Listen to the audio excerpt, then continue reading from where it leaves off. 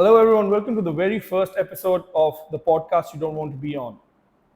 It takes a lot of guts for founders to come on this podcast to talk about the failures they faced in their first or second or third startup. And so, our first guest today is Nash.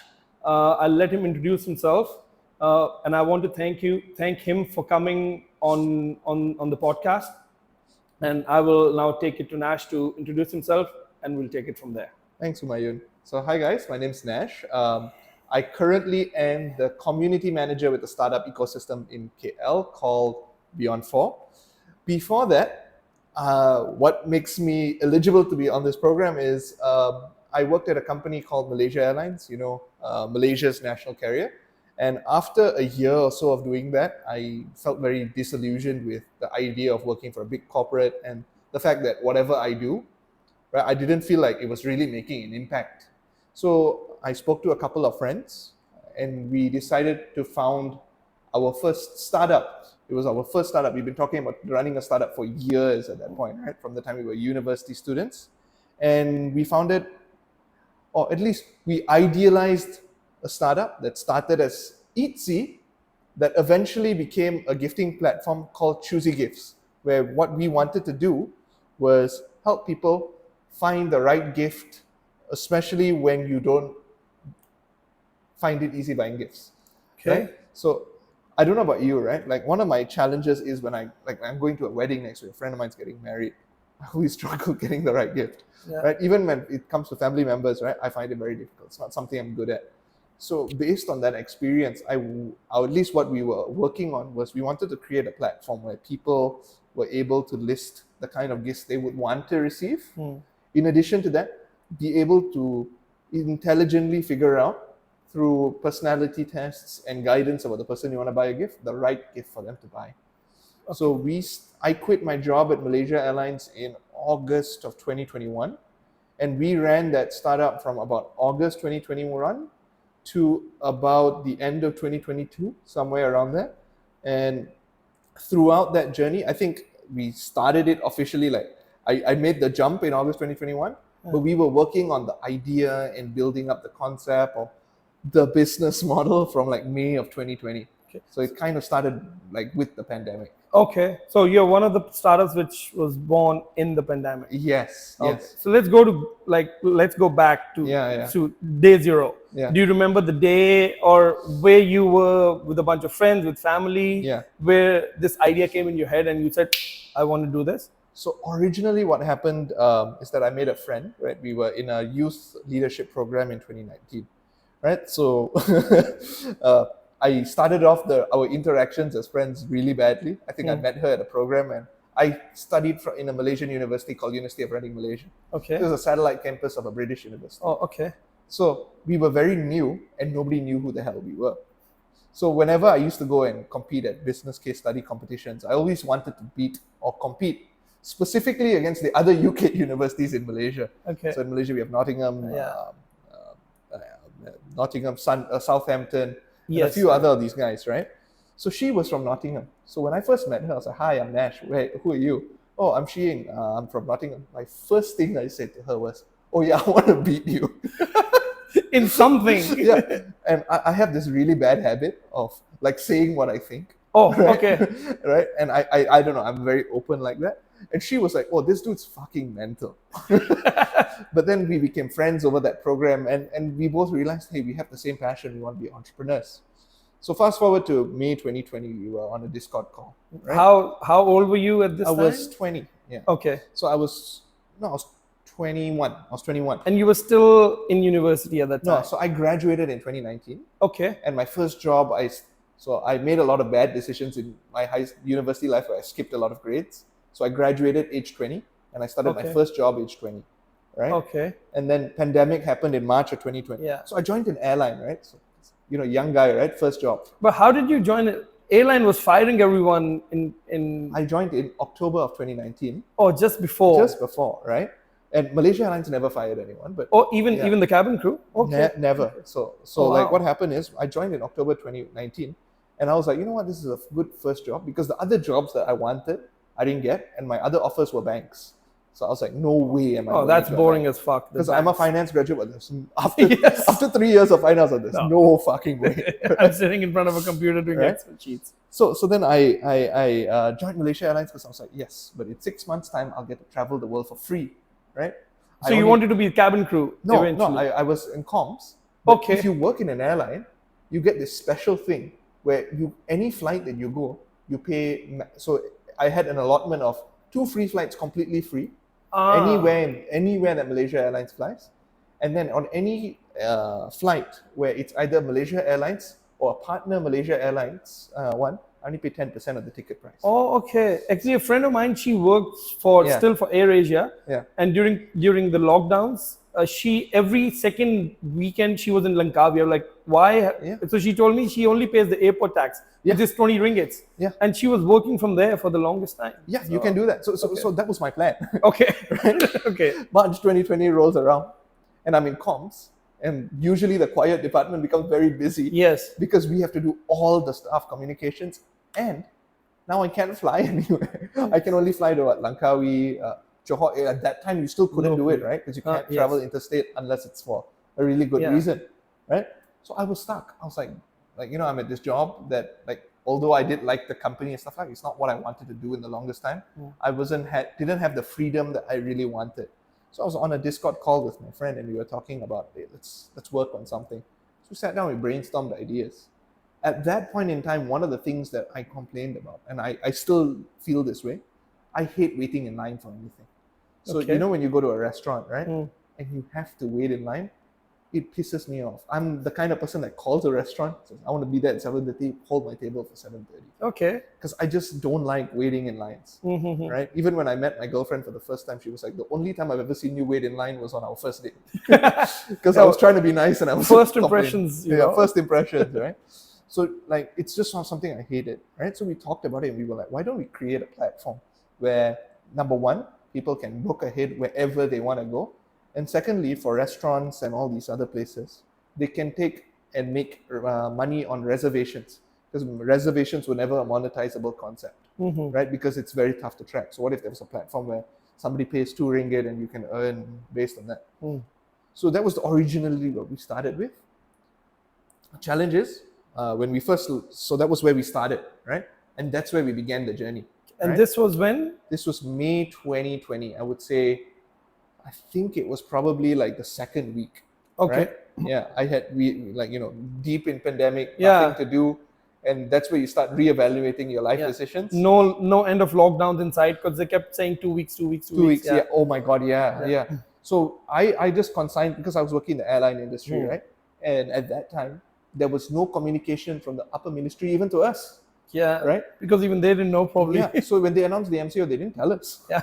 So that's why we were like in a really tough position. So I knew like this is just gonna be a mess. So I wanted to do something. Okay. So what we had when we first started was we had a couple of challenges. First challenge was we wanted to build a tech platform and we didn't have a technical co-founder. So we went on search and we started interviewing a bunch of people who we were in our network, and we were saying, hey, we want this idea. Do you want to come on board as a co-founder? But I'll stop you here for a minute about the idea. So did you have just one idea, or you had a bunch, or 2-3 ideas and you picked one? So this was when we first started, we had one very serious idea we wanted to chase. Which is the line jumping thing, right? Because our concept was we wanted to be Eastsy, right? Eat easy. Okay, one thing that you're going to notice as we talk about the things I've done, bad at naming things. Okay. So my mom hates every name I come up with on my even the startup that I have now previously, right? Which was Chuzzy Gifts. Okay. When she saw it emblazoned on boxes, she was like, what a horrible name. Imagine like your mom, right? Whoever's supposed to support you, she was like, your names mom should be the first approval, right? For anything you do. That's why now she told me, I don't care what startup you do, I won't understand the business model. Come to me for the name. For the name. If I say yes, it'll succeed. Yeah, exactly. Yeah, so originally it was Eastsy, right? And our logic was fast everything. So I wanted to start with F&B and then go to everything else, right? So as time went on, one of the challenges that we came across is we can't even test the idea because we're stuck in a lockdown and nobody can go to restaurants anyway. So we were like, do we want to wait till everything reopens, or do we want to pivot? So we brought on another co-founder at that point, who was our CTO. And we came up and we were like, all right, we're gonna all come up with a potential pivot, right? And our thing that we want to keep the same is we want to make life easier for people on a specific area, right? Something that's very tedious that we can solve, right? That requires us to take the guesswork out of something. So, for example, I hated the guesswork. I personally just hate guesswork in general. I like it when something is very clear. You want to go and eat at a Japanese restaurant, right? You make a reservation and you're there, and your table is there. So we came up with we had a few ideas, and this person, this specific co-founder who was Singaporean, actually worked on Chuzzy in Singapore, and it didn't work. And he was like, why don't you do Chuzzy Gifts but in Malaysia? We try the Malaysian market and make gifting easy. Now it's 3 of you. Now it was 3 of us. Okay. Right? So it was myself. I think at that time I was supposed to be the CMO. It was my co-founder Shiying, who was the CEO. The one you hated, the one you wanted to beat, because you was in Nottingham. The one that like I was always competing against when we were students. Yes. And then I wanted her to take the lead because I felt that she was the right person to be the main person. The CEO. And then Chris, who was our CTO, who came in from Singapore, right? So there were a couple of challenges that we had. Then, so the first thing is building the technical platform. Yeah. And the first mistake that I think that like started us on the path to kind of being on this podcast where I don't want to be on. You don't want to. No one wants to be on. Right. Was we made the decision, we can't build the platform ourselves. We're gonna go and find a software house to build our platform for us. Wow. Okay. So I have a software house nightmare story. Oh, okay. So we bootstrapped everything ourselves. So we looked at the options of like software houses where we can potentially get them to build our platform for us, and we came across this one software house in India, right? Okay. And our co-founders like, I've worked with him before on a different project. They're okay. Clearly, we got a very different experience out of it. So we told them like, hey, we want this platform to be ready. So at this point, like we were working on the idea and stuff like that. So we were we were already into 2021, right? So we were like, okay, we want this to be ready by a certain date. And had you quit your jobs by then? No, I hadn't quit my job yet. And your other co-founders? My other co-founders hadn't quit their jobs.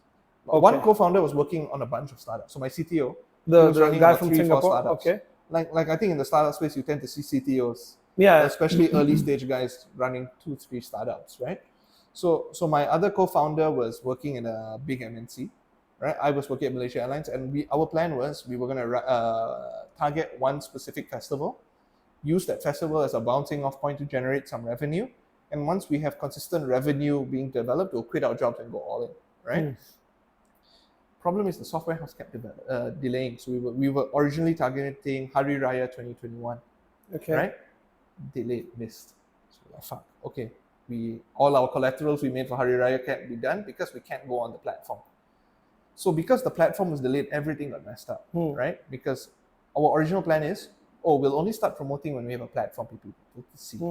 But right? So to build the platform, so till this moment, how were you funding it? Our own money. So Bootstrap. Bootstrap 100%. So I was a scholar, and I had saved a lot of money, right, from my allowances and all of that, because I was like, I want to use this money for when I start my first startup. Okay. And our logic was, this is the logic that we ended up coming to conform to. Anything we pay to is tuition fees or to the school of entrepreneurship. Right? Oh wow. Okay. Right. We are gonna go. Whatever we do here, we do ourselves first. Okay. And how much money did you put in? I think I personally put in. Wait. I think I remember the number. I'm just trying to remember if it was somewhere either about 20,000 or about 30,000 ringgit of my own money. Right. Okay. At that point to start. Right. So I had about that amount of money. Whatever else, my mom was like, you know what, my son wants to be an entrepreneur. My husband has encouraged him from the time he's a kid, right? Okay, let's go for it, right? So she also was like, you know what, I'll support you with about 10K as well. Okay, so you got bootstrap and support from your parents. Yeah. And your co-founder? Same. So we all set an agreement on our side. This was like, if I put in 30K, you put in 30K. Okay. So all of us were very equal when it came to the amount that we put in, right? And what was it a decision you all came up with to bootstrap instead of going like raising money from angels or FFF? I'll be perfectly honest, right? like when we first started, we thought we had to put up our money ourselves. Oh, you didn't know that you we- could do pre-seed funding Yeah. just with the okay. So until the time we exited the startup, and this is a mistake that I realized I made like when I joined Beyond 4. I was not aware of the other ecosystem opportunities. Okay. Right? I jumped in like just looking at like, oh, Mark Zuckerberg didn't have a VC, like until like his platform was really big, right? Yeah. And I had no idea about like the background of how startups work. That's the thing, a lot of founders, they take this, oh, I don't want to, I'll drop out from university because Bill Gates did or Zuckerberg did. But the thing is, they dropped out from Oxford and Yeah. from Stanford and all that. Yeah. They weren't dumb fucks. Not right? some Kapcha University, Yeah, right? It was exactly. like actual pedigree, Like, right? exactly. So so that's one of the mistakes a lot Yeah. of people make, taking these big guys as examples, but not realizing knowing the whole story. Same right? thing. Like I think my perspective is I looked at Facebook, right? And I watched the movie The Social Network, and I think when I was 12, 13, and from that point I knew I wanted to be a startup founder, which is a good thing. I was motivated Yes. by it, right? But at the same time, I was taking the wrong lessons from it, right? Yeah. Because And Hollywood movie is not a place to learn anything from. right? Yeah, right? Like it's kind of like I disassociated from reality in that sense. Yes. Because when I thought of Facebook, I thought of this huge company that everyone knows. Yeah. And then in the movie, there's like, oh, Facebook is getting traction. So I make the connection, oh, Facebook's huge. But when you actually look at it in logic, and when Mark Zuckerberg got his first investment, he was in a few schools in the Yes. US. That's it, Yeah. right? When you think about it in the context of the fellow pre-seed startups that we meet in Malaysia now, right? That's nothing. True. So he got it pretty early, right? And looking back now, that's also another thing, right? Like the challenge that we had is that we were just a bunch of kids, Yeah. really wanting to run a startup, but really having no basis of where we should start, or knowledge of how do you run a project, how do you run a startup, and we allowed timelines to work us instead of us working timelines. Yeah. So we thought, okay, we'll make money when we can launch the platform and start, right? But we never considered like, oh, the platform's going to have delays. So what do we do in a contingency if we can't launch the platform? How do we monetize? We couldn't even launch, so it delayed Because of the promises Yeah. which were made by this company. for the company, right? So it got to the point where we were going to miss Christmas. So 6 months, and every time we speak to the software house, they're like, yeah, it's going to be ready next week. And then when we set up, meet them the next day, oh yeah, it's going to be ready next week. And it kept becoming next week. What is the decision for you guys to go to a software house despite having a CTO? Like, did Yeah. you not talk to the CTO and said like, what the fuck is your job? Yeah, Or so- is that because you guys didn't know it was your first? So that's the thing, right? We needed a technical co-founder to come on board. Problem is we were very reliant, right? And I won't put the thing on him. He was like, yeah, in order as a startup founder, you get somebody to build your platform. And he told us, yeah, this is the right way to do it. So for us, we were like, okay, this is the right way to do it, right? And only much later on, now I work with a lot of startup founders, do I realize, oh, there's a lot of other ways you can go about it. At that time, our perspective only was, oh, which partner should we choose in order to build our platform? We had no idea that like what a CTO should be doing or all of that, right? So I don't necessarily want to put it on him. It was a mistake on our side as well, because this is another thing I kind of, when I was thinking about today's podcast, I wanted to bring up is that I went with the flow a lot as a startup founder. Okay, there was no plan. It was just, we'll see, we'll bring it. Yeah, we thought we had a plan. We had like these grand ideas in head, but it wasn't built down to a project management science. Okay. Like, this is how we're going to launch. This is how we're going to generate revenue. This is the revenue we're going to get and how we're going to build it up. This is our roadmap in terms of expansion, how we're going to develop it. If we miss timelines, how do we get back? No, we were like, oh, we're going to be a gifting platform. How are we going to do it? We're going to be a gifting platform, and we have somebody building our platform for us. And in the end, the platform never got delivered, right? So we had to figure out, okay, now these guys are not going to deliver. I remember in a fit of desperation, I messaged the CEO on LinkedIn, and he was like, don't worry, I'll talk to my team. Clearly nothing happened, right? And have you been paying them? Yeah, we had paid them. We had paid them several milestones, right? Okay. But then I was like, why are we going to pay you for a milestone that you haven't achieved? So we stopped, and then they were like, we're not going to continue until you pay us. But I'm like, you haven't achieved your milestone. Yeah. So then we were like, fuck, right? And we thought about, oh, do we do a legal thing to get our money back? But then we were like, we're in Malaysia, they're in India. And We've paid like, at that point, 10,000 ringgit.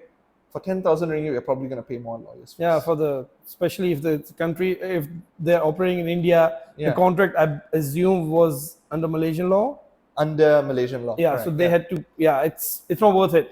For that much money. So I was like, okay, what can we do to run this startup without without a platform? So we started doing it on, which is honestly something we should have started with first, right? And save 10,000 ringgit. Right, where we at least get validation, right? Yes. So we started doing it where we were an Instagram page and a social media page that people could come to get gift recommendations. We'll curate the entire gift for you and we'll design it to what you want. So exactly what I wanted to do on the platform is just we went with a low-tech solution, right? And we did everything by hand, right? And the initial idea is completely dead by now. The initial idea was completely left behind. Okay. Right? And at this point, the country was opening up and stuff like that, but it never came back.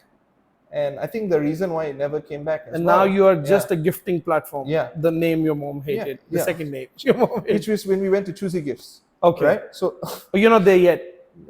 We just got there. Okay. We just got there, right? So we decided, okay, we'll go with Chuzzy Gifts. Our reasoning for it was, it's always the worst reasoning. Nash thought it was a nice name, right? Okay. But they had already had the branding from the last startup they ran, and I was like, oh, it has a cool name, it has a cool logo, I like it. The first mistake I realized, where I realized this is an issue, is where I started talking to people, like, hey, you should engage us. I'll help you get a gift, just support me, right? Early stage, I wanted to get some validation from my friends. And they were like, okay, cool, let me follow you on Instagram. And they were like, can't find your startup. Then I was like, oh, why? That's weird.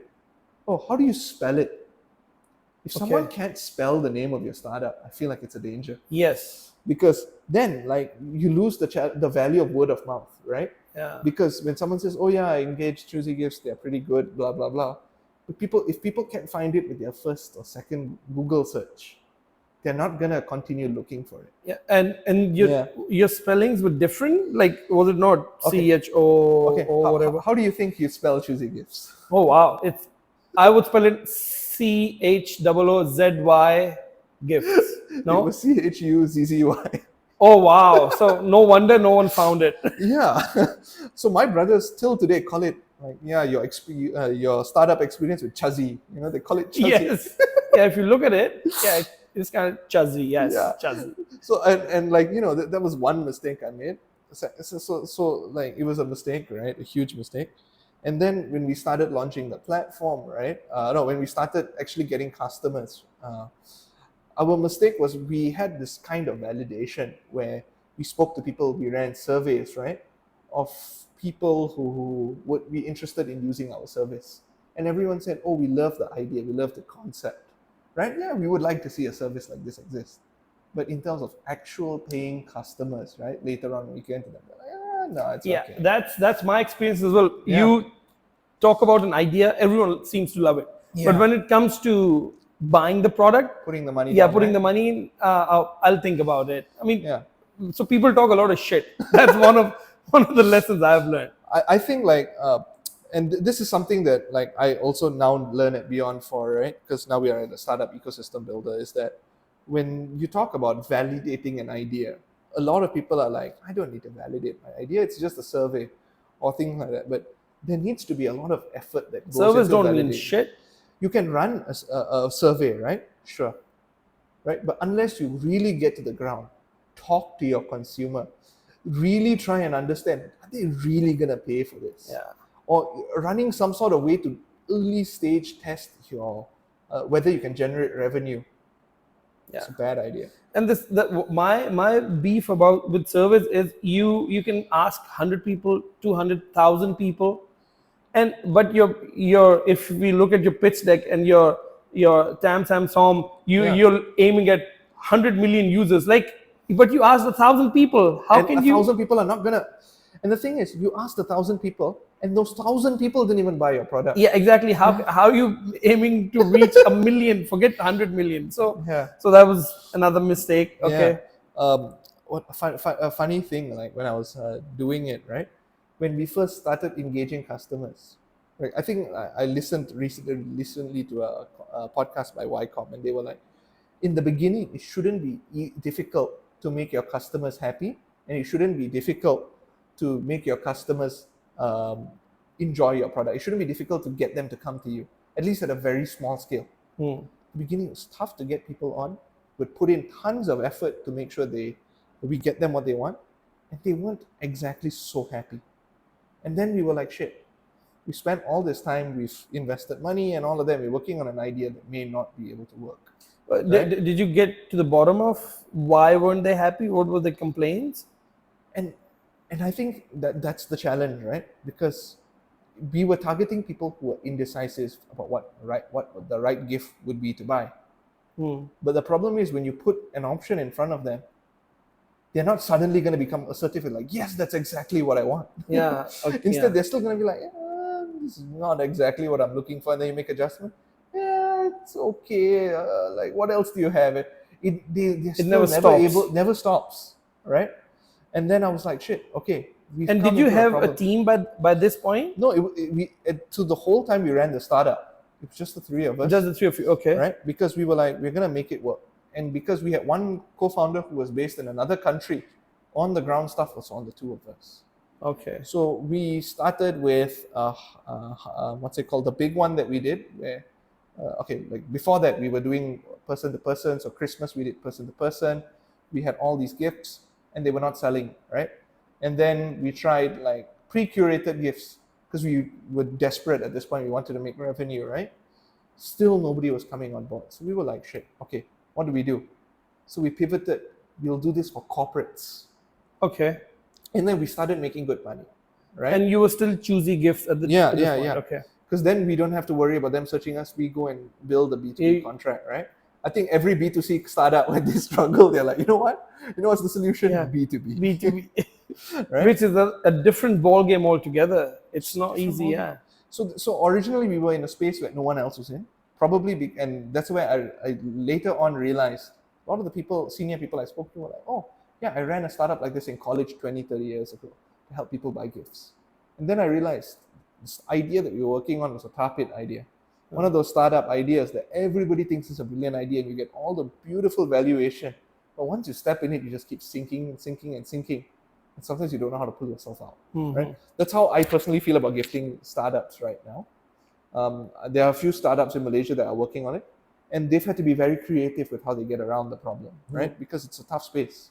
So then we got into the B2B side, and through our personal connections and all of that, we started making money. And what year is this? Was in 2022. This okay. January. So, but then it became a thing where we only were able to do this during big festivals, right? So Chinese New Year 22, we made quite a decent return, right? Okay. And then the next one was then we had to like aim for Valentine's, but corporates don't do Valentine's. Yeah. So we went and did B2C. And still we struggled. We still couldn't figure out our B2C angle, right? People were not coming on board. And then we were like, okay, cool. So you were doing B2B and then Valentine's Day came up. You said, okay, let's go back to B2C. We were doing both. Both, okay. Right? And then we were running ads. We were not getting results. And at that time, I was with a girl, right? And she was running her own fashion brand, right? And I helped her with all the business side of things. And that was the first time where I realized another problem. I ran ads for her. So let's say we ran X number of ads here, X number of ads there. So on my Chuzzy account, I ran X number of ads. With 100 ringgit of spend on her end, she got 5 customers, right? Paying customers who were willing to pay 500 ringgit for one design that she made, right? Okay. When I spent 100, I had maybe 3 inquiries and maybe 1 confirmed sale for 100 ringgit of spend, right? So we were not even making money. We were burning money to get customers in order to get validation. And where were you running ads? Like, was it on Facebook, Instagram? Facebook and Instagram, right? Facebook, Instagram, and then we tried TikTok, right? You had Google AdSense? No. We didn't try AdSense. Oh, TikTok was, it was already out. Yeah. 2022. So it was the early stages of TikTok because TikTok was cheap. So we were trying to with that. And then I realized, my God, it shouldn't be this difficult to get somebody to try my product. Yeah. Right. Then I tried family and friends. And then I came across another issue, right? When you ask family and friends, sometimes, right? Not everyone's like this. So I had a friend who I said, hey, why don't you get this product? Then he said, okay, let's go through the process. We did everything with him. He said, oh, how did you like? I asked him, how did you like the process? Oh, dude, I loved it. It's amazing. I really think you should keep going. You're doing such a good job. Then he goes and tells someone else, yeah, it was a shit experience. Oh, ouch. And I That's was, gotta and hurt. that really hurt me because I was, first of all, it's like I did my job as a founder, at least at that time, what I thought was my job. Ask, be close, like ask your friends to try it and then get their honest feedback. But I was not getting honest feedback, which is another thing I think founders need to realize. People are gonna give you biased answers. Nobody's gonna be straight up and tell you, yeah, you fucked it. Yeah, Right? yeah. Sometimes they just tell you what you want to hear because, like, oh, this guy's been trying to do this, so let's just tell him what he Yeah. wants to hear. And But that's not what you need, right? yeah, you need genuine feedback. You need Yeah. genuine opinions. Right. Which, yeah, And so then, but I still at that point was like, I really want to make this work because I want to be a startup founder. So at that point in time, I was like, what I'll do is, we're not making enough revenue.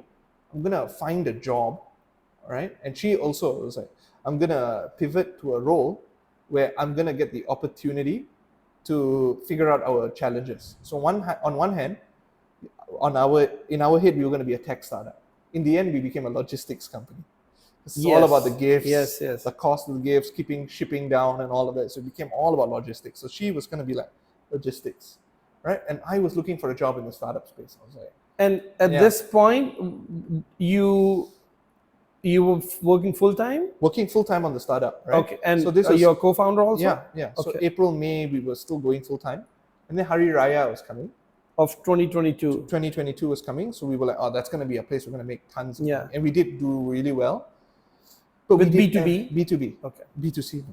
Nah. But that's where I really realized I'm personally a founder that, or like someone that I didn't particularly enjoy getting my hands dirty. I don't mind working hard and really building things, speaking to customers and all of that. But with gifts, you have to build the box. You have to put the right gifts in. And you have to buy the stuff. You have to do you have to go and collect things. You have to go to shops and figure out the right design. And that was the point. I was it like, wasn't my for God, you. wasn't for me, right? But I was like, you know what? I'm gonna make this work for Hari Raya. We're gonna do a really good job, and we did do a really good job, honestly, right? We got like pretty decent revenue generation, and we got really good feedback on what we did, and we went all out, right? Did that change your mind though about getting down and dirty with your hands on? I knew it was necessary, but at the back of my head, I was like, yeah, I'm gonna do this now because I'm gonna make my startup work. But our long-term vision is we're gonna get to a point, right, where we can obviously hire other people to do this. But the main bread and butter is gonna be how we develop the platform and how we engage with our users, right? Because to me at that point, I really wanted it to be a platform, right, and that people engage with, like just as a platform where you go in, you buy the gift that you want for someone, and then you don't have to worry, right? And on the receiver side, when you are receiving gifts, the gifts that you're receiving are things that you want, things that you can use, and that you can actually appreciate it, right? So that's what I really was wanting, right? But at that point yet, I hadn't seen what was awaiting me in the next month. So at this point, Hari Raya was in June, July. I had just started my new job at Beyond 4. So at this point, we were running, Beyond 4 had just started a first accelerator cohort, right? At this when we first started. So Beyond 4 is really new as well, right? And we were running a program with Cradle, right? So Malaysia's startup government agency, and we had 35 startups in our first cohort. Wow, that's a big number. Big group of guys, yeah. So it was a fantastic program. And for me, I was the community manager there, and I was talking to a lot of founders. And that's when I started realizing, oh my God, like I made a lot of mistakes here. Because I would talk to them and I would realize a lot of things, right? Oh, this is what you kind of need to do to make it work, right? Or like, this is not what I've been doing. And I'll talk to other guys in the space and I'm like, oh, I've made a lot of mistakes here. And that's when I started getting a little bit more cognizant, right? And then I had a conversation with my co-founder in late June, July, after we had finished our Hari Raya, right? So I was doing my full-time job. As soon as my job is done, I drive to her house or to our office, which was just a little, I guess like a tiny space in her parents' like company. They gave us a room. Okay. So thankfully we had support from our Yeah. parents and all of that. They were like, you know what, you want to be entrepreneurs, do it. That shouldn't be a showstopper. Yeah. Apple started in a garage, right? Right. So we were happy, right? We had a space, beautiful, right? Perfect. So we were working, but I remember we were both sitting down and we were talking, and we were like, where do we see this going? What is our next step? And I was talking to her, and then I realized, shit, we are at a point now where if we are in a B2B space, and there's no way we can make it work. But do we want to basically slog it out with guys who've been in corporate gifting for years and get into that absolute red ocean of murder, right? And she was in full time as well. She was At this part-time. time, she was doing part-time. She was still at her job, right? Or do we want to basically put our ideas on hold, or continue working on B2C? And we couldn't figure out what we were gonna do in order to pivot. And the one takeaway we had was we were dumb kids, right? And we had at this point roughly made back a little bit of the money that we had invested. Okay. So we were like, we're at kind of the point where we were at a highway, right? We kind of exit now. Like the harm that we've taken is limited, right? We haven't lost a lot, right? But if we continue down with this startup, right, we are in a situation where we have no direction. We are we've been in the space and we don't know where to proceed, right? And we have nothing to show for it, right? No platform, no customer base, no contract with any of the clients that we did. It was all one-offs, right? So we were like, okay, now we're in this really tough position. I think we call it quits. So that was the day when you said, fuck it, I'm done. Because fuck it, I'm done, right? Because in my head, right, as much as I really wanted to make it work, I couldn't figure out how to make it work. And it was very stressful to me because I don't know, right? Like I didn't know for the first time in my life, right? Like, you know, you go through school, go through university, there's always a right and wrong way of doing things. And it's very easy to just be like, yeah, there's a right and wrong way to everything. Your mentality becomes that way. And then you run a startup and you enter the real world. Like, even in a job, right? There's the right way to do things. When you get hit by a train. Yeah, you just realize sometimes there is no answer. And you need to find that answer for yourself. And you won't find out if it's the right answer until 6, 7, 8 months down the line. And at that point, I was like, okay, we could either keep trying to make this work, we could pivot the whole way through, right? And do all that. Or we could agree, let's let go now, let's liquidate the startup and come back to this, or come back to being startup founders of our own once we get skills. So we said, all right, we're going to stop it here. We'll figure out what to do with our tons of inventory later. Okay. Yeah. Because also another a mistake we made is we ordered a lot of the packing material? The packing materials and all of that. Because, you know, you have the minimum MOQ, and we were like, 1,000 pieces here. Yeah, we are finance economics grads. We're like, yeah, economies of scale. We learned that in school. Yeah, that makes sense. Clearly, it was not the right decision to make, and all of that. But then we were like, all right, we know what we were lacking, right? And there were a few things that I think I definitely learned about myself, and I definitely learned will never work again if I try to run a startup. That if I don't change about myself, right? Like at that point in time, I realized a couple of things. There were times where we were having discussions with the team, and let's say my co-founders are discussing something, and they going on a path that I don't particularly agree with. Sometimes I'm like, you know what? Okay, I trust the opinion of others. Someone told me something recently, right, that I think is very profound, right? And I try and apply that now with everything I do. Trust is not a system.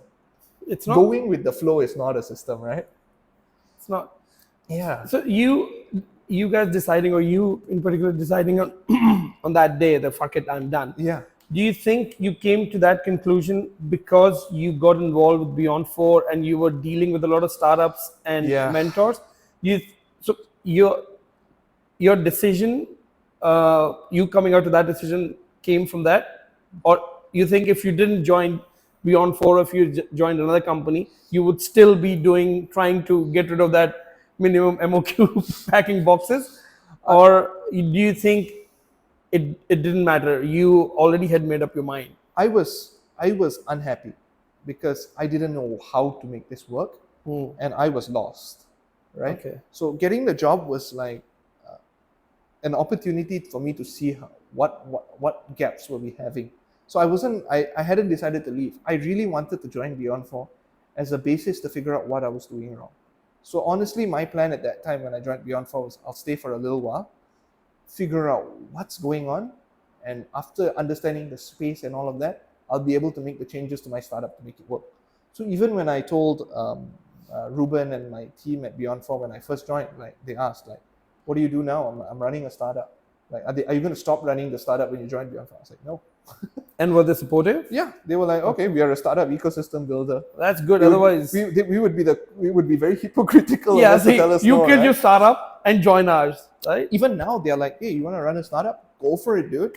Just make sure your work's done." Yes. Right? So like in that sense, it's a very good environment. Yeah. But like at that time, I was like, I'm gonna go in and try and make it work. Then I spoke to a lot of founders, right? And that's where I realized like there's a founder. I'm sure he's okay with me mentioning it, right? Sayokita, right? So he is basically a startup trying to help people be farmers. Mm-hmm. He ran his startup, and like when he first came up with the idealization for the startup and he started doing it, he just started selling vegetables to the neighbors, right? During the pandemic, it was very difficult to sell vegetables. There were a lot of supply chain issues. Family's been in farming for years. And then he realized everybody wants to buy vegetables from him. And then everybody wants to learn from him how to make vegetables, and people are offering to pay him. So immediately I realized when I started speaking to a lot of founders, when they started their idea, they already had, not to say a captive audience, but in some cases, an audience that you put it in front of them, they will take it. So he had already solved one of the problems that we couldn't solve. So, but then I still hadn't figured it out yet. That was an issue. Then I started speaking to other founders, and I started understanding that they had very clear thoughts of how they're going to make things work. And when they faced issues, they knew how to pivot out of it, right?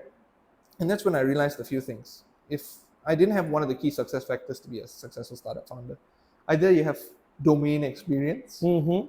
which I didn't have. I had no domain experience in gifting, or I had what's it called entrepreneurial experience. Like even if you don't have domain experience, you'll find a way to solve your problems. And I had neither. Mm-hmm.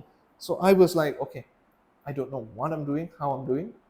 And the last straw for me, where I said fuck it, right, was when I realized I was going to be in a very labor intensive logistics based startup, right? And I put nothing against logistics startups or startups that require a lot of manpower in order to get the things going, but that's just not what I was passionate about. And I was just like, okay, we've done the best we could at this stage. We spent a year on it. Let's come back to it at another point. So it was not a hard goodbye. Okay. That we got all the legal stuff at least as out of the way as we can. But we put ourselves in a position where we need to come back better, right? Because clearly, if we keep banging on our heads against the wall here, this is not something we're going to be able to solve. Yeah. So I went full time with Beyond 4. Now I've been with Beyond 4 for 1.5 years.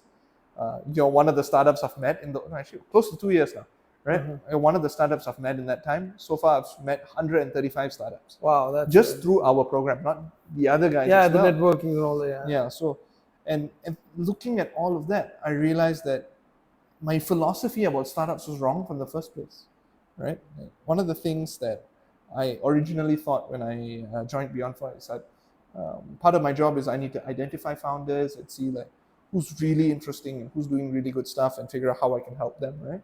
So I talk to a lot of you guys. So that's a beautiful thing. I get validation talking to founders, right?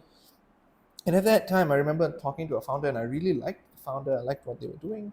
But then I realized like, oh, do I like how he's doing it or do I like the idea? And that's when I realized like the startups that I've seen in the last 1.5 years have not been accelerated by the quality of their idea more so, but it's by the quality of the founder and how resourceful the founder is, right? You got a problem, you climb over the problem, right? Yeah. You got an issue, you climb over the issue.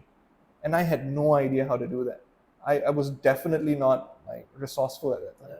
As they say, you know, Yeah. especially for the new founders, new startups, Yeah. when you're raising funds, the investors don't know what the fuck you're doing because they don't know the business or Correct. they don't know the idea. Yeah. Even if there is validation, Yeah. it's your business. They invest in the founder because they like the person, the passion, the drive. So Yeah. if that is not there, then Yeah. as an investor, I would say, then what am I investing in? Like this guy just packing boxes and sending it to wherever Yeah. the customer Yeah. is. So yeah, Another thing is that I used to take part in pitch competitions and all these different things. And you know what these competitions do teach you? Yes, it teaches you to be think things critically and stuff like that. But it also rewards you for bullshitting, yeah. right? Like a judge asks you a question, or someone asks you a question. Say, "Thank you, that's a very good question," and then you bullshit your answer as if you thought about it a lot. You can get away with that in a competition. You even can get away with that if you're a startup at a demo day. But when it comes down to actually executing Not a business, real life. Yes, it's not going to go anywhere. If you're talking to an investor who's going to put real money on the table, they'll tell from a mile away you're not being genuine. yeah. If you don't know, just be honest. And I've seen this happen as well, right? Where we are at demo days and these events, where startup founders still go with that perspective of, I'm going to bullshit my way through, right? And they bullshit and they get caught on their bullshit. You're never returning from that. But if you're honest, if an investor asks you, how are you going to deal with problem X? So, I haven't figured out how to solve problem X. Something I will work on. As in my experience, the reason startup founders say that is because the fear of saying no. No, yeah. What if I had a chance and I fucked that up because I said I don't know how I'm going to figure it out. So this judge is going to think, what the fuck? It's a small thing. So just bullshit. Fake it till you make it kind of thing. Yeah. It works in some ways, not all the time. Not all the time. I don't know. Like my personal opinion on that kind of is that like if you always react that way, like sometimes you do need that negative experience, right? Where you're painfully honest, right? If you're doing something and a judge asks you a really good question, or anybody asks you a really good question that you've not thought of, that you haven't addressed, it's sometimes okay to say, hey, I actually have no idea how I'm going to solve that, because that's something that isn't on my radar, or I haven't been able to find the right solution. But I'm going to work hard and give you an answer at a later date, because this is something that this is my life, and this is a problem that I have to solve for my life. Yeah. I feel like founders who do take that approach, at least in my short experience, have been the founders that have been able to get out of problems a lot better. And also this is maybe a thing for me. Sometimes when you get away with it, you kind of think you've got away with the problem as well. No, yeah, exactly, yeah. Yeah. If you can answer what about government regulations? And then you give such a beautiful answer, right? And then you never think again, government regulations, I've answered it. I nailed that answer, no problem. I don't have to solve the problem. I don't know if you watch Seinfeld. George Costanza, one of his iconic lines is, if you believe it, it's not a lie. So I've given bullshit answers in demo days. Yeah. Because my fear was, the judge asked me a question, I didn't know the answer. Yeah. Because I never thought about it, the angle he was coming from. And then in my little head, it went, there are 200 people sitting in the hall. I cannot say, I don't know. I look like what the fuck are you doing if you can't answer this simple question? Yeah. What are you doing? So I just bullshit my way through. And probably now I think maybe that bullshit answer which I gave, which I think at the time was brilliant, was the reason I didn't win. Yeah. So that's how it is. Sometimes life just be do be like that, right? And I think I have the chance to speak, privileged to speak to a lot of investors and find out their thoughts. A lot of institutional investors know you have nothing. Yeah. Right? At a pre-seed or seed stage, right? What do know. You have? they deal with hundreds of startups. Yeah. They've heard millions of pitches, not millions, but you know what I mean. And they know if someone is talking out of their ass, they can tell, they can smell it a mile away. Yeah. So end of the day, a lot of people they invest, or like startups get invested in, and they find success because of their ability to understand a problem, or understand the situation they're in, and do whatever they can to solve it and be resourceful about it. It's not the idea. It's almost never the idea. Yeah. I've never met an investor, right, in my time actually, who said, "Oh, I invested in him because of the idea," No. right? And I think a lot of founders do need to realize, never get attached to your ideas, Yeah. and kind of also, when you're working on a startup, what do you want to achieve? Like very specifically, like begin with the end in mind, right?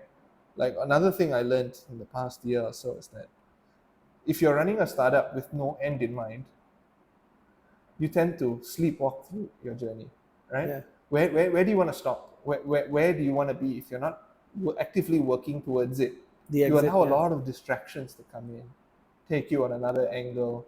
You might start a second startup, third startup. Not that there's anything wrong with that, but it might make your journey to get where you want to go even harder because you don't know where you want to go, right? And I feel like sometimes founders are very scared of saying like where you want to be in 7 years, or like very specifically where you want to be, not where the startup is. Because a lot of founders will say, "Oh yeah, we're gonna have 100 million customers in 7 years."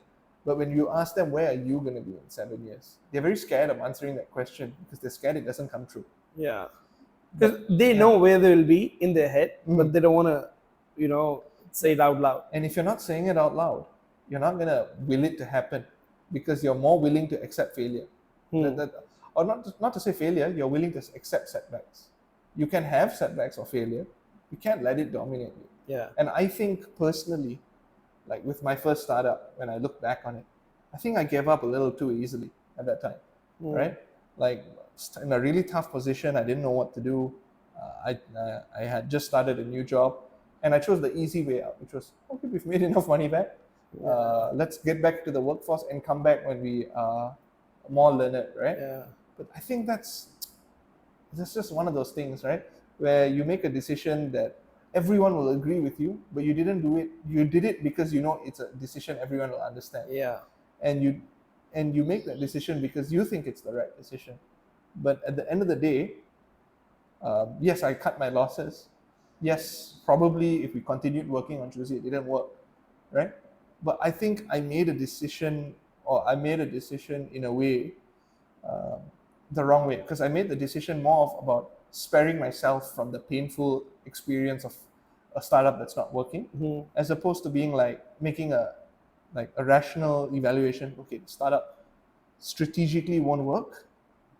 It's okay to let go. Instead, I was finding a reason to find a way to end it. Which I think, I don't know about majority of people, so I'm not going to speak for a lot of people because this is a thing I think a lot of people won't say out loud, or sometimes people are very scared to say that's actually what happens, because everyone likes to say, oh yeah, it ended because we couldn't make the unit economics work. And that's what I told people for a while. Yeah, I couldn't make the unit economics work. Oh yeah, we were just in a problem space that I didn't want to be in. The truth is, I was just scared, and I was sad, and I wanted the pain to go away. Yeah. And wanting to be in the startup space is pain. Yes. It's Right? painful from day one till the day you make it. And the thing is, how do you define making it? Like raising your first $1 million, earning your first $1 million, Right. getting $1 million salary. Like, where does it end? There's no end in sight. And it's always even when you exit, you go IPO. You think people or companies who have gone IPO, they sleep peacefully at night? I doubt that. Yeah. Unless you are WeWork and you have your exit package is $1.8 billion. Yeah. And then you are able to raise $1 billion before you even have anything. Yeah, exactly. So I mean, I don't know how But I think the conversation we've had today has been because it's a conversation about why our startups didn't work. It's in a way that is a little bit it's skewed towards the negative experiences. But for the people that are listening, I just want to say, starting and working on Chuzzy Gifts is not a regret I have at all, because I learned so much. Like what I was telling my co-founders, right? Every dollar we spend on the startup, regardless of we get it back, is like a tuition fee to the University of Hard Knocks, right? The University of Entrepreneurship. This is the only way we're going to learn, because these are mistakes that we'll never forget, right? And the experience I had, tough conversations with my co-founder, these are learnings that you can't get in any class, Yeah. any book. And the relationship with me and my CEO previously, Shing, is still very strong. We are very good friends still today. We still tell each other when we're working on new ideas and stuff like that. We're meeting up soon.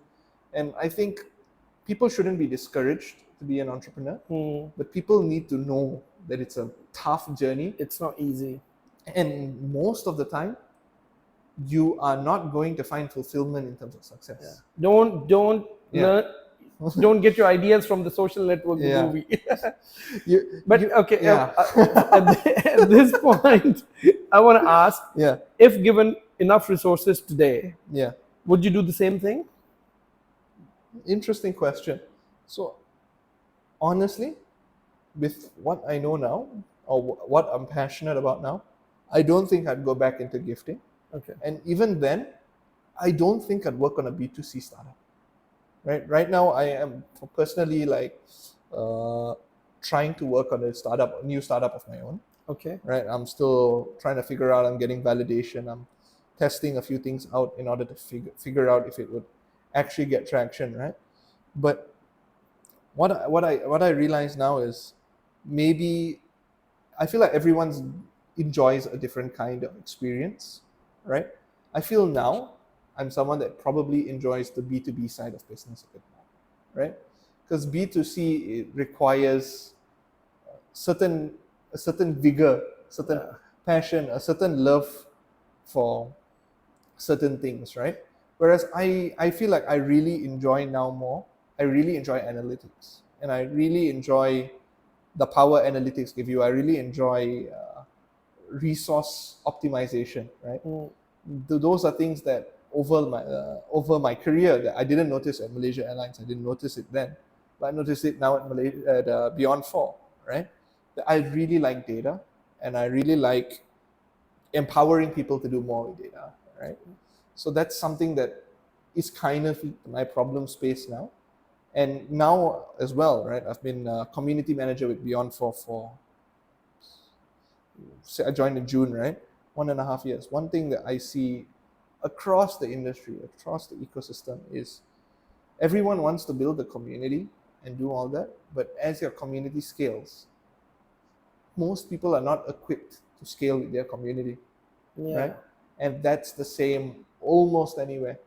I'm currently engaged with with a program with Sunway, right? Under their 42 KL branch, right? I think I was telling you about this earlier. And I think their solution to doing it, they are doing the best they can as well. But they face the same issue, in my opinion, right? Where once your community, maybe you can deal with the community of 50 people, you can deal with the community of 100 people. But what happens when your community is just getting 200, 300 people, but you don't have the facility or ability to manage those relationships, stay in people's lives? Those things you can't do, right? And that's kind of the problem space I'm in now. How do I help people connect with people better, right? And do it in a way that gives you insights that you can actually act upon. So hopefully this is something that I can make work. It's guiding my decisions for 2024 in terms of how I plan my career, how I plan what I want to do and develop, right? But so far it's been fun, you know. But to answer your question, I think even if you gave me Adam Newman's billion, right, to give to a post ideation startup, and to give it to me again with the knowledge I have now, is when I started Eastsy at that time, right? I don't think I do it. I don't think I do it with the knowledge I have now. Okay. I'll take the billion and pivot to something completely different. Yeah, that's what I was going to ask for. I'll take the money though. But not in the same idea. Okay.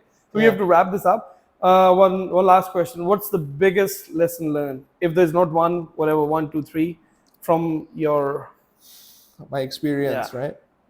Interesting, right? So I think there's one thing that has stuck with me now for a while. I think I realized there was an issue, but I never was able to put it into words. You can make it very deep, because it'll make a very good Instagram reel. So make it very deep, you know. Okay. So I always felt that, you take people at their word, right? And I realized, you shouldn't take people at your word. But until you speak something into existence and you have a way that you say it, or you make it into a rule, it won't happen. And I was talking to someone about this, and someone who's I consider my mentor now, and they told me, Nash, trust is not a system. And to break that down, what that means is, yes, you can give people the benefit of the doubt in certain situations, but you do that at your own peril. You can never make a decision and then say, oh, I did this because I trusted him and he didn't deliver for me. You should not let other people's decisions, other people's opinions, other people's knowledge be the basis for your decisions, because it will be the basis of your failure. You should not let that control go out of your hands. The reason why a lot of people go into startups and entrepreneurship is to be in control of your destiny. So why is it that when people do that, you're suddenly looking for validation for others, you take other people's words as the gospel, and you use their basis for your reasoning? Make your decision based on the knowledge that you get from others. And if people tell you they'll be able to deliver this, deliver that, yes, you can continue engaging with them, and yes, you can take them on board. But you need to make sure that they can deliver. You cannot hold them to that on the basis of trust. Get legal documents, get, very clear terms between you and the people that you work with. Set very clear boundaries. Because if you just say, oh, I trust them, they'll deliver, right? You're setting yourself up for big failure, big regret, and you put yourself in a situation where you're no longer the master of your own destiny, right? Great. That's the one very big one I'd give people. And for people who are starting their first startup, I think the one thing you do need to do, please, do not base everything of what you see on social media. I'm not asking you to go and work with an accelerator and things like that. If you want to join Beyond 4, that's cool too. But what I do suggest you do is you talk to other founders. Get ingrained into the startup community. Get friends in the space. They act as a perfect place for you to have your own support network. I think, Humayun, in your journey, I think you have a few founders that you call on and you have friends to speak to, right? Yeah. And that's one. And second thing is, when you have a network of people pushing towards the same goal and vision, you learn from their mistakes, they learn from your mistakes. You're able to move a lot faster. Just those two things. Everything else you pick up along the way, I think. Thanks a lot, Nash, for your time. And as I said, it takes a lot of guts to come and talk about your failures. And thank you. I think you'll always have a special place for this, for me and the podcast, because you're the first one ever, one of many thousands to come. Yeah. Because, 90% of the startups fail. So there's no shortage of me to reach out to founders to get. It's just who will be willing to come and sit and talk. Yeah. So thank you for that. I really appreciate you driving all the way here, for your time. And thank you for everyone who's still listening to us. This is the end of the first podcast. Please let your friends know about this and leave a comment if you think you want to be on the podcast, you don't want to be on. We'll be in another podcast real soon. Thank you. Yes. If you have another friend of yours who you think should be on this podcast, tell us and we'll find them. Yes. Because they don't want to be on it. Yeah, we'll make them. Okay, thanks a lot, Nash. All right. Thanks. Take care. Thank you.